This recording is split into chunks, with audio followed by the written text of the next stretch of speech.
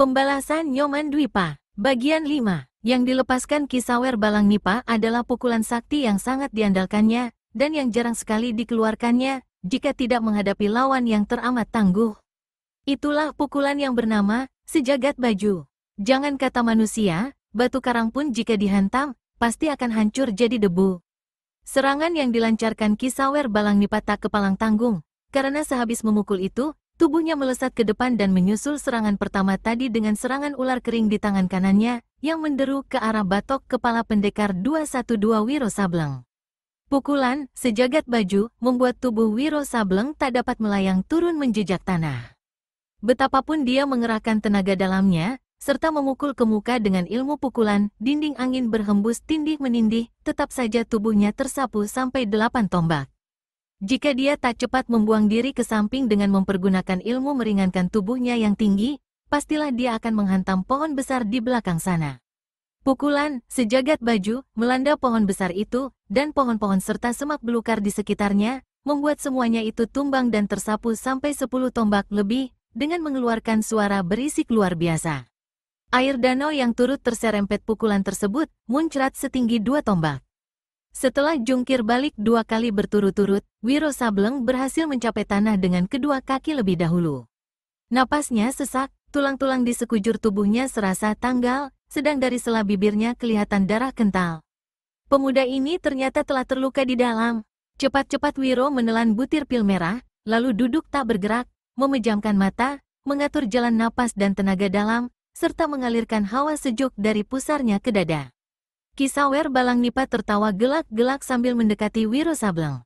Hahaha, sekarang kau baru tahu kehebatan Kisawer Balangnipa?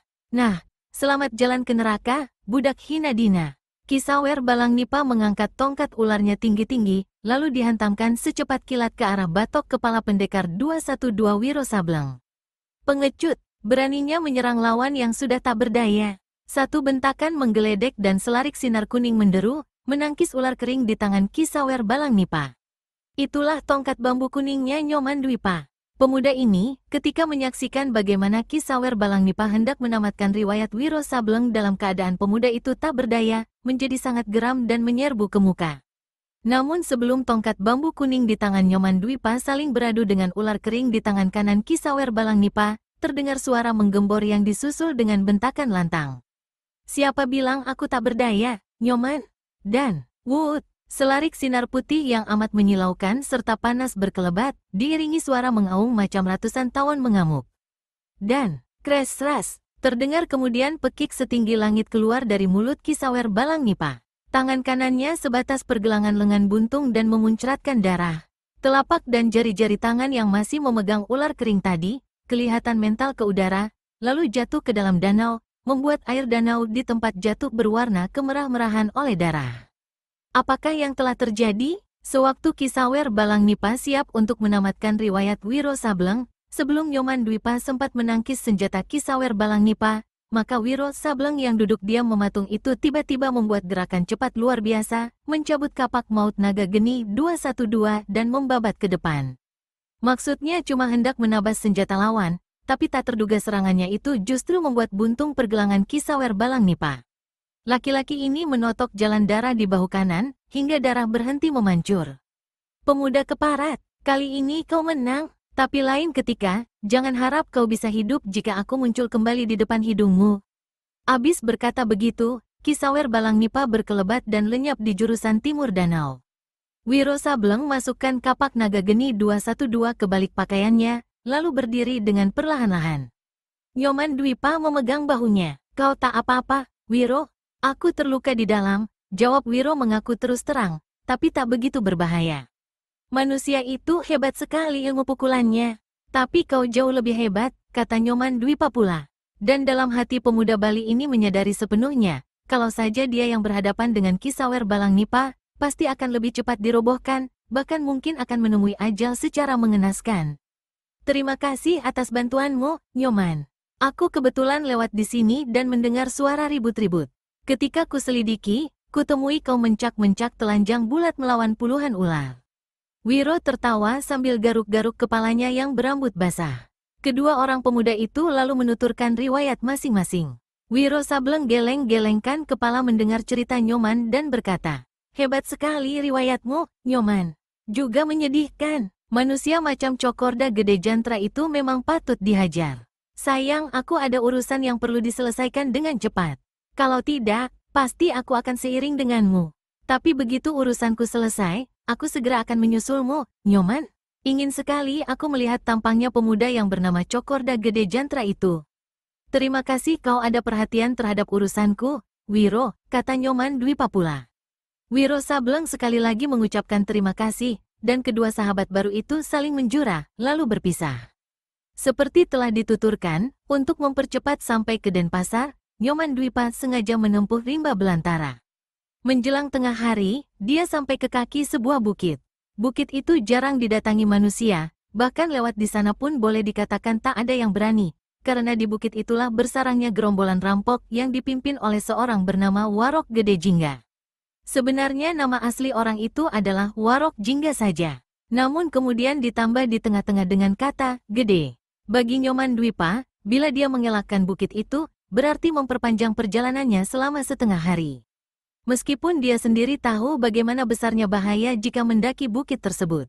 Namun karena ingin cepat-cepat sampai ke Denpasar dan ingin cepat-cepat melunaskan sakit hati dendam kesumat yang telah diidapnya selama beberapa bulan di lubuk hatinya, maka pemuda itu dengan tekad bulat sengaja menempuh bukit tersebut. Beberapa jam kemudian, dia sudah sampai ke lereng bukit sebelah selatan. Sekurang-kurangnya menjelang maghrib, dia pasti sudah sampai ke kota tujuannya. Dia harus memasuki satu rimba belantara sebelum mencapai kaki bukit, di mana membujur jalan yang menuju ke Denpasar. Hatinya gembira, karena sampai saat itu nyatanya dia tak mengalami kesukaran apa-apa dalam menempuh bukit Jaratan, yaitu bukit tempat bersarangnya gerombolan rampok Warok Gede Jingga. Sewaktu Nyoman Dwipa telah menempuh 3/4 bagian dari rimba belantara itu, mendadak di sebelah muka didengarnya suara bentakan-bentakan dan suara beradunya senjata. Tak dapat tidak, itu pastilah suara orang yang tengah bertempur. Pemuda ini percepat larinya. Tak diperdulikannya lagi bagaimana baju birunya dikait semak belukar. Tepat di kaki bukit, di tepi jalan besar, kelihatanlah satu pemandangan yang hebat. 4 orang laki-laki berpakaian prajurit-prajurit kelas 1 tengah bertempur mengeroyok seorang perempuan berpakaian dan berkerudung kain hitam. Di tepi jalan sebelah sana, berdiri seorang perempuan tua dengan tubuh menggigil, sedang di belakangnya, di tepi jalan, berhenti sebuah kereta. Di bagian depan kereta, seorang kusir tua duduk dengan paras pucat pasi. Perempuan yang parasnya ditutup dengan kain hitam itu gerakannya gesit sekali. Pedang perak di tangan kanannya berkelebat kian kemari, menangkis serangan-serangan golok panjang keempat pengeroyok, bahkan juga sekaligus balas menyerang dengan gencarnya. Namun betapapun hebatnya ilmu pedang perempuan itu, lawan-lawan yang dihadapinya adalah prajurit-prajurit kelas 1 yang berkepandaian tinggi. Ketika Nyoman Dwipa datang, mereka telah bertempur lebih dari 10 jurus, dan si baju hitam berada dalam keadaan terdesak yang cukup membahayakan keselamatannya. Brit, tiba-tiba salah satu ujung golok panjang berhasil membabat putus buhul kain hitam yang menjadi kerudung si baju hitam. Kini kelihatanlah paras di balik kerudung itu. Jangankan Nyoman Dwipa, keempat prajurit yang bertempur pun terkesiap, saking tidak menyangka kalau paras di balik kerudung itu nyatanya adalah paras seorang dara yang jelita, dan paras itu kelihatan pucat akibat sambaran senjata lawan yang hampir saja membelah batok kepalanya. Salah seorang prajurit melompat ke muka dan berseru, "Dara Hinadina. Kalau kau tak segera mengembalikan patung itu, jangan harap kau akan melihat matahari tenggelam sore nanti." Dara jelita berpakaian hitam mendengus dan meludah ke tanah. Sebagai jawaban, dia kiblatkan pedang peraknya, hingga pertempuran kembali berkecamuk. Tapi kali ini seperti tadi, lagi-lagi si baju hitam berhasil didesak, bahkan kini agaknya keempat prajurit itu tak mau memberi hati lagi, sehingga nyawa sang dara benar-benar terancam. Meski dia tak ada sangkut paut dengan pertempuran yang berkecamuk itu, tapi Nyoman Dwipa merasa kasihan dan tidak tega kalau sang dara berbaju hitam sampai mendapat celaka di ujung golok-golok keempat lawannya. Dari balik semak-semak di mana dia bersembunyi mengintai pertempuran itu, Nyoman melompat ke tengah kalangan pertempuran seraya berseru, "Hentikan pertempuran!" Karena suara itu disertai aliran tenaga dalam, maka kerasnya mengumandang ke antero rimba. Keempat prajurit berpaling terkejut, dan kemudian menjadi marah melihat seorang pemuda tak dikenal mengganggu serta mencampuri jalannya pertempuran. Salah seorang dari mereka memberi isyarat agar tak usah memperdulikan Nyoman Dwipa. Maka keempatnya kemudian kembali hendak menyerbu si gadis baju hitam. Tapi betapa terkejutnya mereka ketika melihat kenyataan bahwa darah itu tak ada lagi di hadapan mereka, sudah lenyap melarikan diri, tatkala perhatian mereka tertumpah pada Nyoman Dwipa. Dengan sendirinya, kemarahan keempat prajurit itu tertuju pada diri Nyoman Dwipa kini. Maka langsung saja tanpa banyak bicara, mereka kiblatkan golok panjang menyerang pemuda itu. Karena sudah menyaksikan kehebatan permainan golok keempat orang prajurit itu, Nyoman segera pula bertindak cepat. Golok pertama yang datang menusuk ke dadanya dikelit sigap, dan tahu-tahu 5 jari tangan kirinya yang dilipat sudah menyelinap ke muka. Prajurit itu berseru kesakitan. Goloknya terlepas, sedang sambungan sikunya putus dihantam pukulan Nyoman Dwipa. Sementara 3 orang prajurit lainnya terkesiap melihat peristiwa itu, Nyoman Dwipa dengan cepat menyambuti golok yang jatuh. Lalu dengan golok itu, Nyoman membabat golok-golok di tangan ketiga lawannya, hingga satu demi satu bermentalan di udara. Keempat prajurit itu kagetnya bukan alang kepalang, tapi dalam hati mereka maki habis-habisan. Bahkan salah seorang dari mereka secara blak-blakan berkata dengan suara keras penuh amarah. "Pemuda tak tahu diri, ada sangkut paut, apakah kau dengan gadis berdebah itu hingga mencampuri urusan orang lain?" Prajurit yang kedua membuka mulut pula, "Tahukah kau siapa kami, dan siapa gadis berbaju hitam tadi?" "Aku memang tak ada sangkut paut apa-apa," jawab Nyoman Dwipa tenang. "Juga tidak tahu siapa kalian, apalagi gadis yang kabur itu.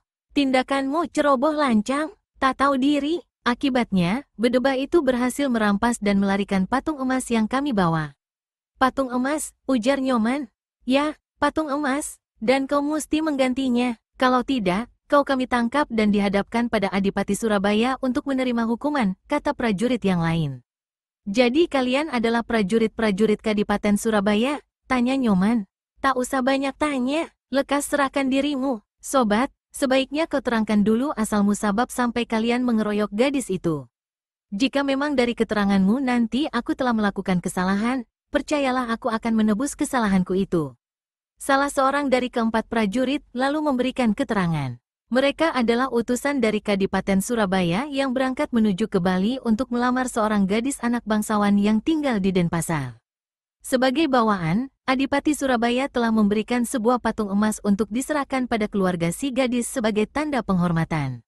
Setelah menyeberangi lautan, sesampainya di Bali, mereka melanjutkan perjalanan dengan kereta. Perempuan tua yang ikut bersama keempat prajurit itu adalah orang yang bakal menyampaikan lamaran Adipati Surabaya kepada si gadis. Sebagai orang asing, tentu saja mereka tidak mengetahui bahwa Bukit Jaratan dan daerah sekitarnya adalah tempat malang melintangnya gerombolan rampok yang dikepalai oleh Warok Gede Jingga. Ketika mereka lewat di kaki bukit di sepanjang tepi hutan, mereka telah dicegat oleh seorang perempuan berkerudung kain hitam. Kusir kereta yang pernah mendengar tentang ciri-ciri perempuan itu, segera memberitahu bahwa dia adalah Luh Bayan Sarti, adik kandung kepala rampok Warok Gede Jingga yang sangat ditakuti. Luh Bayan Sarti masih gadis.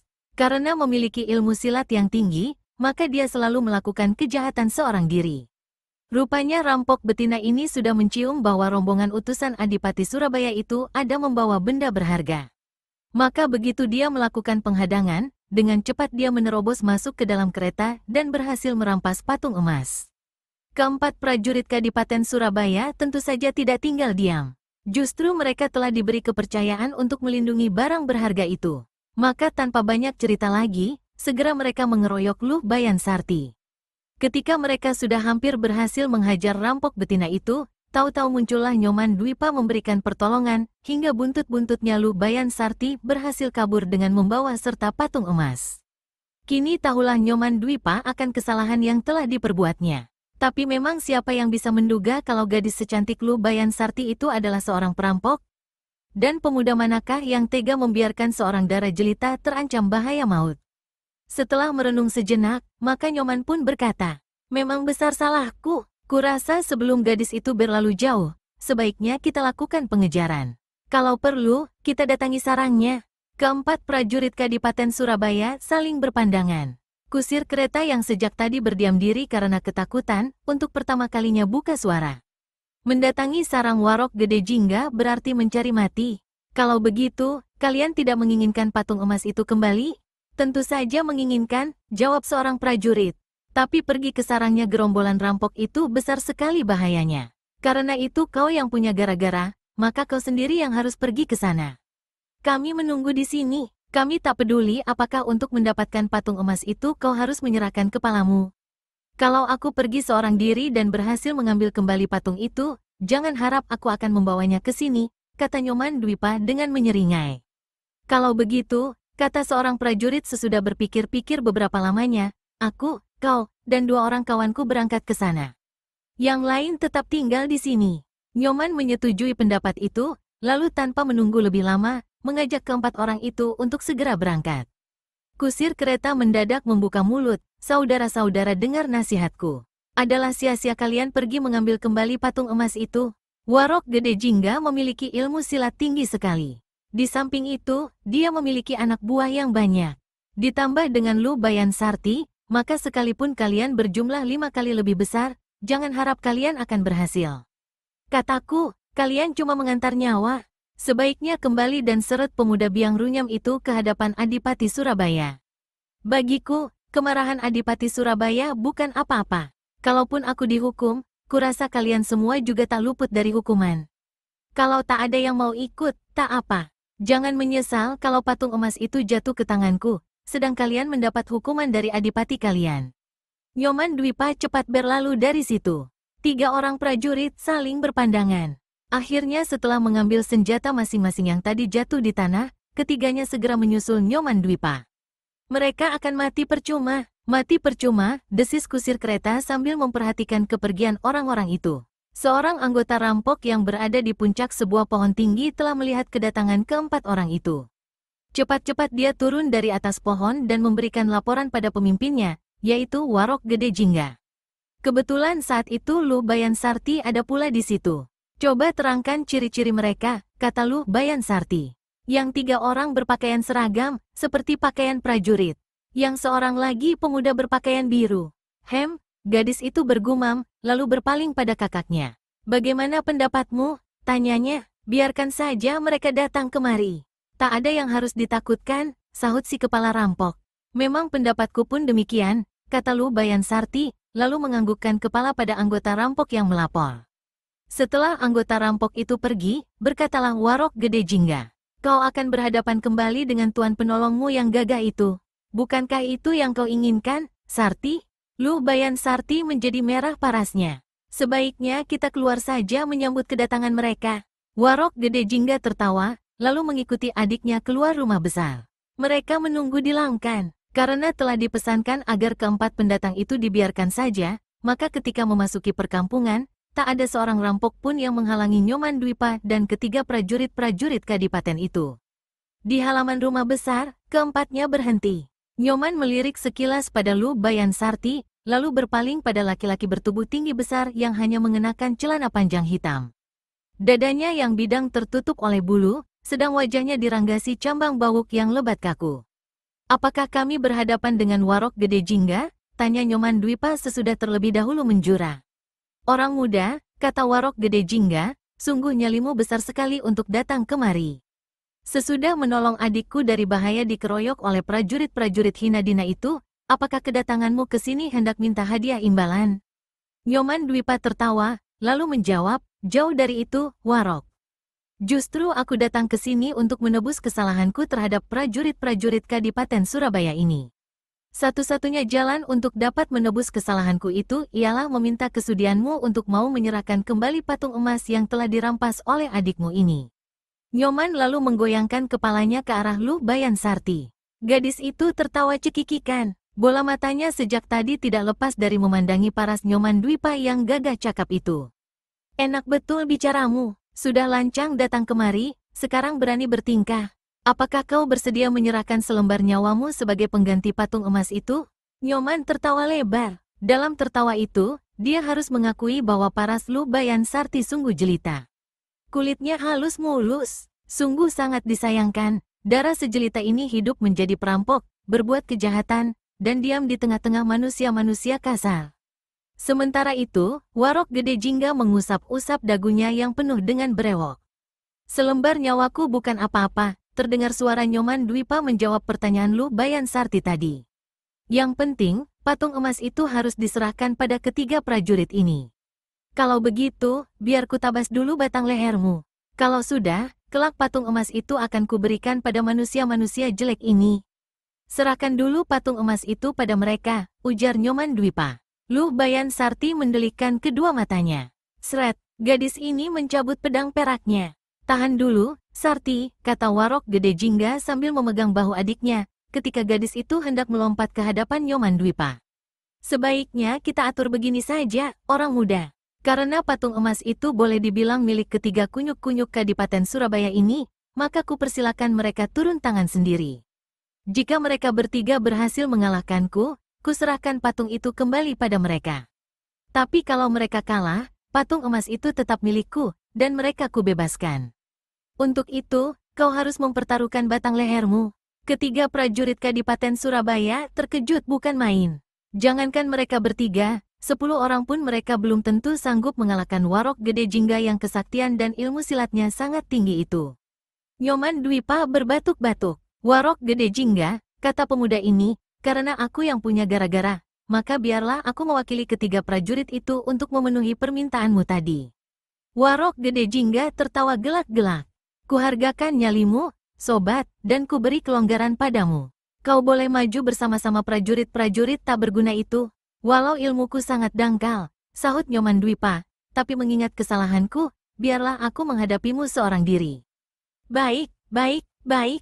Jika itu kehendakmu, mari kita mulai, kata Warok Gede Jingga seraya melompat ke halaman. Tubuhnya yang tinggi besar dengan berat lebih dari 70 kilo itu tak sedikit pun menimbulkan suara ketika kedua kakinya menjejak tanah halaman. Satu pertanda bahwa ilmu meringankan tubuhnya sudah mencapai tingkat yang tinggi. Nyoman Dwipa tak mau kalah siap.